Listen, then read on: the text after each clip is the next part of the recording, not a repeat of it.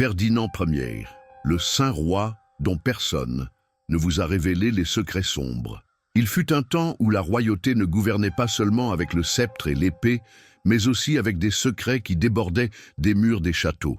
Parmi les trônes d'Europe, un seul a brillé de sa propre lumière et de son propre scandale, celui de Ferdinand Ier de Castille. Mais ce nom n'évoque pas uniquement des victoires militaires ou des conquêtes pieuses.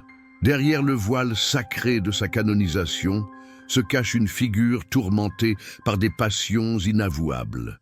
Ce n'est pas l'histoire officielle que vous lirez dans les manuels scolaires. C'est le côté obscur du roi, qui fut proclamé saint, mais qui vécut comme un pécheur vorace. Et si vous aimez percer les mystères du passé, n'oubliez pas de laisser un like sur cette vidéo et de vous abonner à la chaîne pour ne manquer aucune de nos prochaines révélations. Ferdinand est né en 1199, à une époque où l'Europe était marquée par la croisade et le fanatisme, par l'épée et la foi. Il était le fils d'Alphonse de Léon et de Bérengère de Castille, deux trônes unis par le sang, mais opposés par l'ambition. Son enfance fut tout sauf ordinaire. Il fut séparé de son père par ordre de sa mère et élevé selon des codes religieux stricts à la cour castillane. Dès son plus jeune âge, il fut forgé comme une figure messianique, un prince destiné à unir les royaumes chrétiens de la péninsule ibérique sous une seule bannière. Et pourtant, sous cette tunique de pureté et de destin divin, quelque chose d'inquiétant germait déjà. Les chroniqueurs de son temps parlaient d'un enfant silencieux, obsédé par les Écritures, mais avec un regard qui dérangeait. Nombreux furent les serviteurs qui assurèrent avoir ressenti en sa présence un mélange de respect et de peur, comme si derrière ses yeux se cachait une force qui ne répondait pas à Dieu, mais à quelque chose de beaucoup plus primitif. À 17 ans, Ferdinand fut couronné roi de Castille. Son ascension fut rapide et violente, contraint d'assumer le trône après l'abdication de sa mère. Il sut jouer avec maestria les alliances familiales et ecclésiastiques. Mais ce que peu de gens soupçonnaient, c'est que derrière la façade du roi guerrier et chrétien exemplaire, Ferdinand menait déjà une double vie. Dans sa cour, il commença à réunir non seulement des conseillers et des clercs, mais aussi des danseuses étrangères, des musiciens maures et des esclaves venus d'Afrique du Nord. Dans ses appartements parvenaient des arômes d'épices exotiques et d'autres choses encore. Les rumeurs commencèrent à circuler. Des orgies secrètes sous la protection du silence clérical, des rituels de purification qui exigeaient la présence de jeunes filles vierges, des confessions nocturnes qui se terminaient par des pleurs dans des langues étrangères. Personne n'osait le défier car il était le roi, élu de Dieu. Et le plus inquiétant, c'est que même dans ses actes les plus dépravés, Ferdinand invoquait la divinité. Il disait qu'il le faisait pour la purification de l'âme. Pour beaucoup, c'était un signe de folie, pour d'autres, d'hypocrisie, pour quelques-uns, d'hérésie. Loin d'être un simple hédoniste, Ferdinand était obsédé par le contrôle. Il devait dominer non seulement ses ennemis sur le champ de bataille, mais aussi les corps qui se glissaient entre les draps de son palais. Les relations n'étaient pas de plaisir mutuel, elles étaient de soumission. Certaines esclaves disparaissaient sans laisser de traces.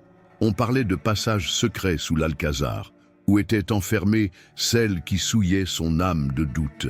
Un prêtre franciscain, confesseur du roi pendant 3 ans, disparut après avoir écrit dans son journal que Ferdinand péchait contre la chair avec une violence que même les enfers ne connaissent pas. Et pourtant, le roi continuait de gagner des batailles. Il conquit Cordoue, Séville, Jaén. Dans chaque ville, il fit construire des églises et donna des fortunes aux monastères. On l'appelait le croisé parfait, le nouveau David. Les jongleurs récitaient ses prouesses sur les places publiques, tandis que dans ses palais se construisait un hôtel privé avec des statues féminines couvertes de voiles et de bijoux, devant lesquelles le roi priait dans l'obscurité la plus complète. Était-ce un culte personnel? Une déviation de la foi? Personne ne le sait. Ce qui est certain, c'est que Ferdinand vivait entre deux mondes, celui de la lumière divine qu'il montrait au peuple et celui des ombres charnelles qu'il ne partageait qu'avec ses victimes. Son mariage avec Béatrice de Souabe n'arrêta pas sa soif. La reine d'origine allemande fut décrite comme vertueuse, silencieuse et résignée. Elle fut la mère de ses nombreux enfants, mais rarement vue à ses côtés en public. Tandis qu'elle priait dans la chapelle du château, Ferdinand organisait des réceptions où les invités devaient se présenter les yeux bandés et où les esclaves ne pouvaient parler, à moins que le roi ne l'ordonne. Ces fêtes étaient enregistrées en code chiffré par les scribes royaux, dont beaucoup furent exécutés ou exilés. Les détails les plus scabreux de ces rituels ne parvinrent que des siècles plus tard, lorsqu'un couvent abandonné de Tolède révéla des manuscrits cachés décrivant des pratiques où le roi invoquait la figure de Marie-Madeleine comme symbole de rédemption à travers le plaisir extrême. Dans ces textes, Ferdinand se référait à lui-même non pas comme un roi, mais comme l'époux de la douleur, une figure rédemptrice qui devait traverser la chair pour atteindre l'âme. Le plus troublant était la conviction avec laquelle il justifiait ses actes. Il croyait que ses désirs faisaient partie d'une mission sacrée, que son corps était un canal vers le divin, que les femmes qu'il touchait étaient choisies pour purifier son esprit. Cette distorsion du pouvoir l'éloignait de plus en plus de l'homme et le rapprochait d'une créature mythologique, un être qui mêlait sainteté et perversion, foi et compulsion, croisade et luxure. Et pourtant, le peuple le vénérait. Son image était brodée sur les étendards, son nom invoqué dans les messes. C'était le roi saint, le sauveur de Castille. Personne n'osait imaginer ce qui se passait derrière les rideaux de velours, car au Moyen-Âge, comme à toute époque, la vérité ne dépendait pas des faits, mais du récit officiel. Et ce récit avait été soigneusement tissé par une cour prête à protéger le mythe, même s'il saignait. Mais les ombres ne restent pas cachées pour toujours. Plus un homme monte haut, plus sa chute sera dure, et les péchés que le roi gardait sous clé commenceraient à fuir, un par un, au moment où il s'y attendrait le moins. À mesure que la figure de Ferdinand Ier s'élevait comme un symbole quasi divin du pouvoir chrétien, dans les coins les plus sombres de son royaume, des murmures dangereux commençaient à éclore. Ce qui n'était auparavant que des chuchotements de courtisans craintifs se transformait peu à peu en témoignages inquiétants qui s'échappaient des murs de l'Alcazar. Moines, esclaves, musiciens, jeunes filles et ambassadeurs étrangers parlaient à voix basse de ce qu'ils voyaient et de ce qu'on les obligeait à taire. L'un des premiers scandales à éclater se produisit dans la ville de Burgos, où une jeune noble d'à peine 14 ans fut envoyée par son père à la cour comme offrande diplomatique. Il était courant que les filles de maisons mineures soient offertes comme dames de compagnie de la reine. Mais cette jeune fille ne fut jamais vue près de Béatrice de Souabe. Sa présence s'évanouit dans les couloirs du palais et, des mois plus tard, son cadavre fut retrouvé dans un ruisseau voisin, mutilé et enveloppé dans un manteau brodé de l'emblème royal. Le scandale fut rapidement étouffé. Le père de la jeune fille reçut un fief et un titre de noblesse. Les soldats qui découvrirent le corps disparurent. Le scribe qui enregistra la découverte fut condamné pour hérésie et exécuté publiquement. Pensez-vous que le roi se souciait des conséquences? Laissez votre commentaire et votre opinion. Mais les fissures dans le masque du roi commencèrent à devenir visibles, car, aussi cher que le silence fut acheté, les yeux du peuple étaient ouverts, et le regard inquisiteur de Rome aussi. Le pape Grégoire IX, informé par ses envoyés de ce qui se passait en Castille, envoya une lettre privée au monarque, l'exhortant à purifier son âme et à ramener son chemin de la chair au service divin. Ferdinand répondit par une donation d'1 million de dollars pour la construction d'une cathédrale à Tolède, une manœuvre qui, bien qu'apaisant momentanément les soupçons du Vatican, n'arrêta pas les investigations internes de certains ordres religieux qui commençaient à voir dans le roi une menace non seulement politique, mais spirituelle. L'archevêque de Séville, un homme droit et profondément dévot, se rendit personnellement à la cour pour confronter Ferdinand. Selon des lettres postérieures, le prélat demanda une audience privée et pendant celle-ci, l'accusa de corrompre le temple de l'Esprit Saint par des actes qui ne sont dignes ni du plus humble des serviteurs de Dieu. La réponse du roi fut terrifiante. Il ne cria pas, il ne frappa pas. Il se leva simplement, posa la main sur l'épaule de l'archevêque et dit « Salomon n'a-t-il pas été aimé de Dieu malgré sa passion pour les femmes ? David, qui assassina par désir, n'a-t-il pas été l'élu du Très-Haut ?» L'archevêque fut empoisonné des semaines plus tard, dans ce qui fut officiellement décrit comme une fièvre soudaine. Personne ne fut jugé, personne ne pleura publiquement. Le corps fut enterré sans honneur dans une église secondaire de la ville. Ferdinand assista à la messe de Requiem avec une expression impassible, vêtu d'une tunique blanche et d'une croix d'or sur la poitrine. Le lendemain, il organisa un banquet auquel participèrent des courtisanes vêtues comme des vierges martyrs. Ce qui dérangeait le plus n'était pas la duplicité du roi, mais sa conviction. Il croyait que ses actes faisaient partie d'un ordre supérieur, que son désir, aussi obscur fût-il, était prédestiné. Il affirmait que le plaisir était un instrument divin pour soumettre les âmes au jugement de Dieu.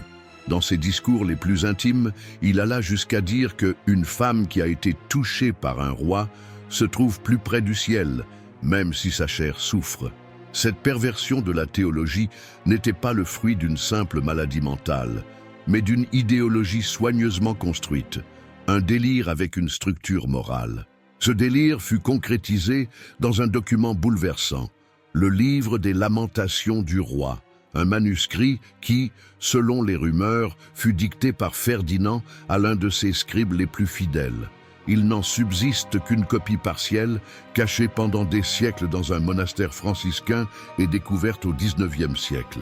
Dans ce texte, le monarque confessait que son sang était appelé par des forces supérieures, que ses visions nocturnes lui montraient des femmes ailées qui lui ordonnaient de les purifier avec son feu intérieur, et que son sperme était la semence de Dieu sur terre.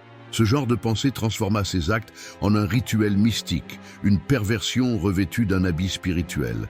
La cour, incapable de résister au magnétisme du pouvoir et des privilèges, s'adapta à la logique malade du monarque. Beaucoup participèrent activement à ces célébrations, d'autres restèrent en marge par peur ou par commodité, mais tous, sans exception, gardèrent le silence. Cependant, le silence commença à se rompre lorsque les enfants illégitimes du roi commencèrent à se multiplier. Plus de 20 enfants naquirent hors mariage, beaucoup d'entre eux le fruit de rencontres forcées avec des jeunes filles ou des esclaves. Certains furent reconnus, d'autres envoyés dans des couvents ou des abbayes sous de faux noms. Les monastères commencèrent à se remplir de jeunes qui ne savaient pas d'où ils venaient, mais dont les traits rappelaient étrangement le roi. Un frère de Léon écrivit dans son journal que les abbayes n'étaient plus des refuges de prière, mais des cimetières de secrets royaux. N'oubliez pas de vous abonner à la chaîne pour plus d'histoires comme celle-ci. La reine Béatrice, pendant ce temps, souffrait en silence. Ses apparitions publiques étaient de plus en plus rares. On disait qu'elle vivait recluse dans une tour du château, accompagnée seulement de son confesseur et d'une poignée de serviteurs loyaux. Certains chroniqueurs ultérieurs suggèrent qu'elle tenta de s'empoisonner à 2 reprises, mais fut sauvée par ces dames. Elle ne laissa pas de lettres, pas de témoignages, seulement un regard perdu que certains disaient avoir vu par la fenêtre la plus haute de l'Alcazar de Burgos, les nuits où le roi célébrait ses rituels les plus obscurs. Et pendant ce temps, le peuple continuait de croire, car le peuple voyait le guerrier, pas l'homme. Il voyait le roi qui vainquait les morts, qui élevait des églises, qui offrait l'aumône. Il ne voyait pas les chambres fermées, il ne voyait pas les corps brisés, il n'entendait pas les cris étouffés par des chants religieux. L'image était parfaite, intouchable, comme une statue de marbre dont l'intérieur, cependant, était pourri. Mais la vérité, aussi profondément enfouie soit-elle, trouve toujours une fente pour s'échapper. Et cette fente commencerait à s'ouvrir avec la mort de Béatrice de Souabe, un événement qui transformerait la cour et marquerait le début du véritable déclin moral du roi. Béatrice de Souabe mourut en 1235. Son départ fut annoncé solennellement dans tout le royaume, entre les sonneries funèbres et les processions religieuses. Les chroniques officielles déclarèrent qu'elle était décédée de causes naturelles, épuisée par les accouchements successifs et la vie palatiale. Mais dans les couloirs sombres de l'Alcazar, on murmurait une autre version, que la reine avait été consumée par la tristesse, lentement éteinte par l'humiliation, l'indifférence et les horreurs dont elle avait été témoin sans pouvoir les empêcher. Sa mort n'apporta pas le deuil à Ferdinand. Au contraire, c'était comme si une dernière entrave avait été coupée. Libéré du lien conjugal, le roi sombra dans une spirale encore plus sombre d'indulgence, comme si la mort de son épouse l'avait libéré de toute culpabilité ou frein moral. Dans les mois qui suivirent, plus de 20 banquets privés furent enregistrés. Beaucoup d'entre eux en présence de femmes étrangères venues des confins du royaume et d'outre-mer. Sarrasines converties, esclaves éthiopiennes, courtisanes juives, jeunes filles d'origine slave et même des fillettes enlevées dans des couvents sous de faux prétextes de protection royale. C'est alors que naquit la tristement célèbre Maison dévoilée, une structure construite en secret à l'intérieur même de l'enceinte palatiale de Séville. Là, selon les témoignages cachés de serviteurs et d'architectes, Ferdinand organisait des rencontres où la morale, la loi et la foi étaient suspendues. Les chambres étaient couvertes de tissus rouges, les miroirs étaient multiples et déformants, et les femmes étaient forcées de représenter des figures bibliques pendant que le roi les absorbait du regard du jugement divin. Contrairement aux autres cours européennes où les scandales sexuels se cachèrent derrière des codes de discrétion et de corruption, Ferdinand transforma ces excès en partie structurelle de son exercice du pouvoir. Ces fêtes se transformèrent en événements mystiques. Il faisait construire des autels à l'intérieur des salles, faisait défiler les esclaves nus avec des rosaires autour du cou et exigeait que chaque acte sexuel fût précédé d'une lecture des psaumes pénitentiels. Il ne cherchait pas seulement le plaisir, il cherchait à sublimer le péché, à le dominer, à le fusionner avec le rite.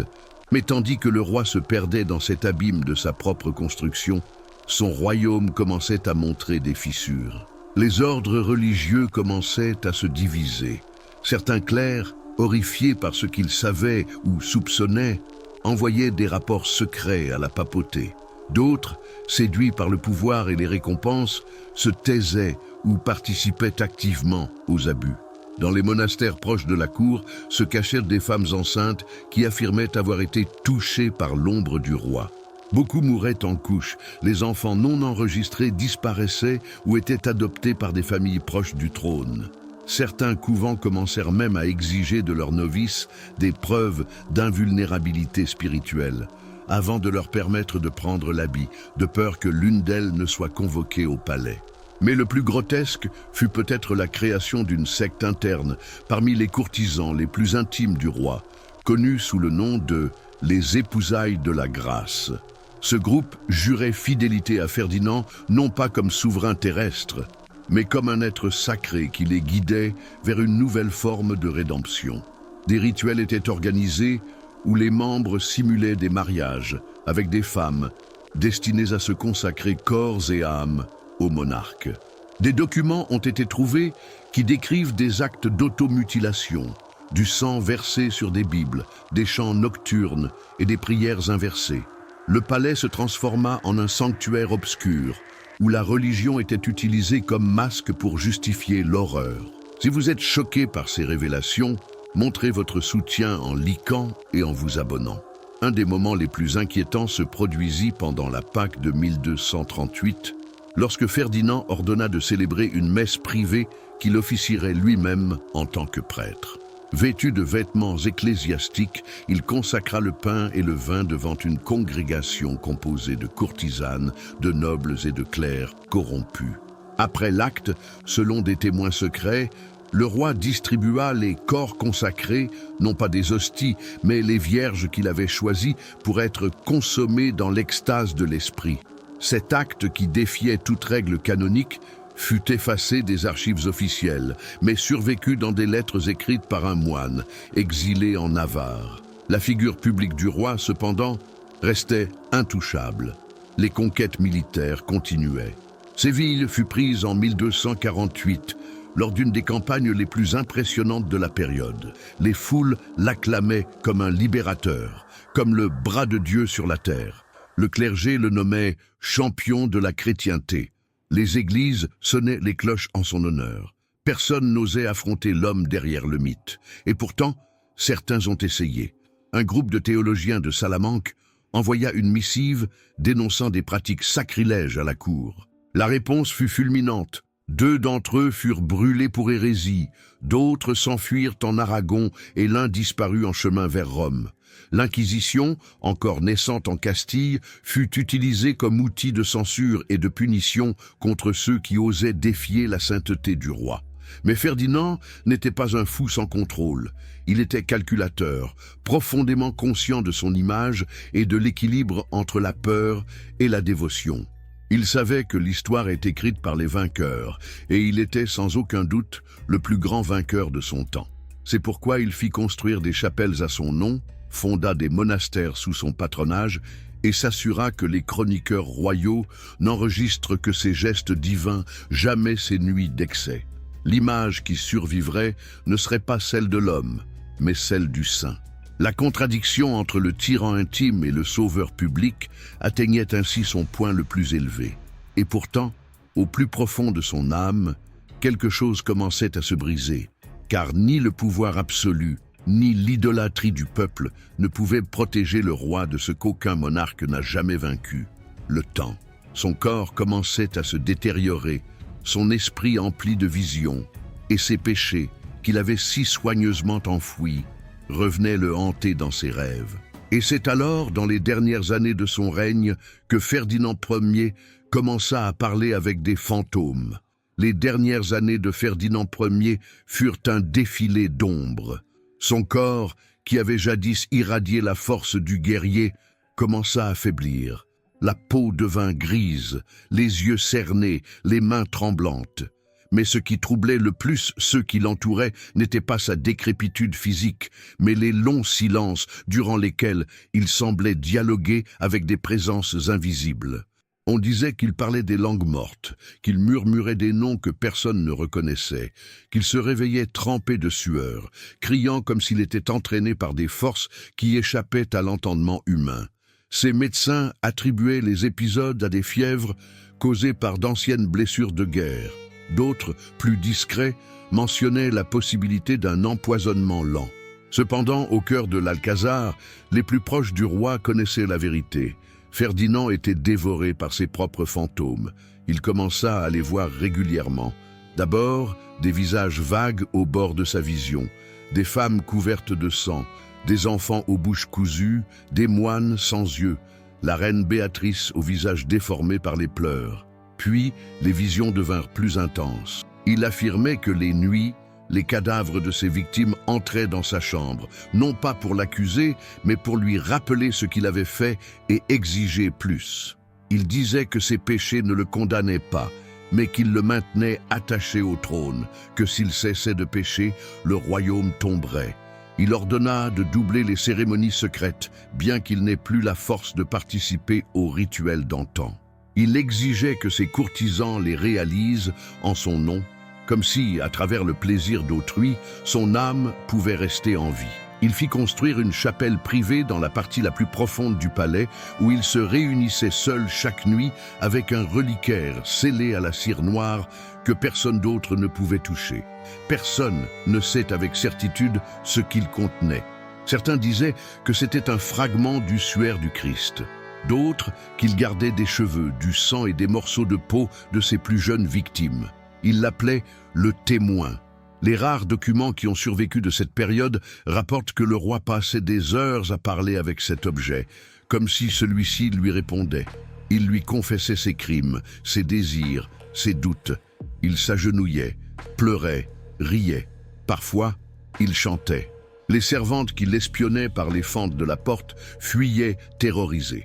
Un jour, le roi fut retrouvé nu sur le sol de marbre, murmurant « Le sang ne suffit pas, je ne suis pas encore purifié ».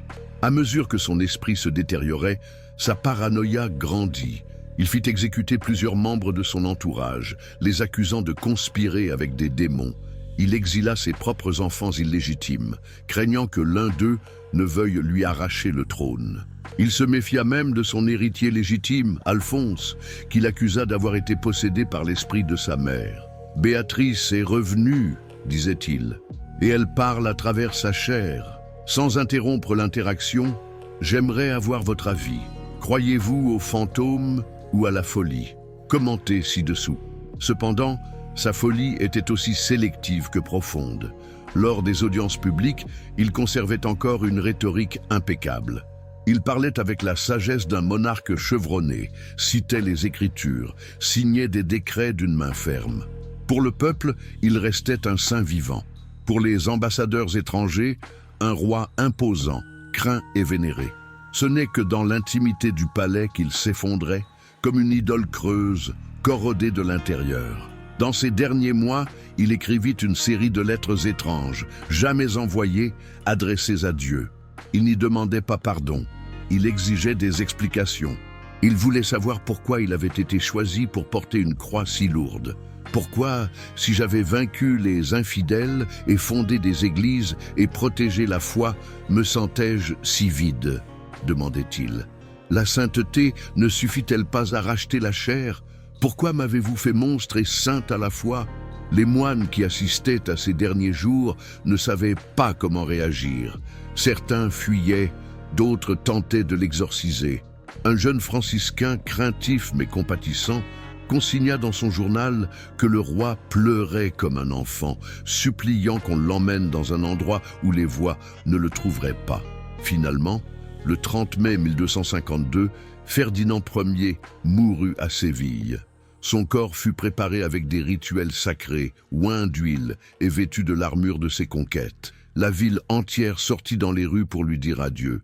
Les cloches ne cessèrent de sonner pendant des jours. Ses funérailles furent un événement d'État avec des évêques, des rois, des nobles et des paysans pleurant à l'unisson.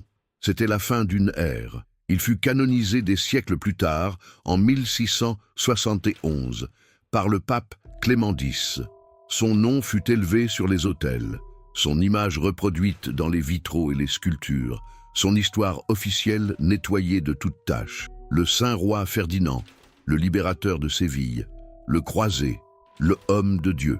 Mais les murs de l'Alcazar gardent encore le silence. Quand la nuit tombe, certains disent que si l'on marche dans ces couloirs les plus anciens à l'aube, on peut entendre des murmures venant de sous la pierre, des pleurs, des rires, des prières qui se transforment en cris.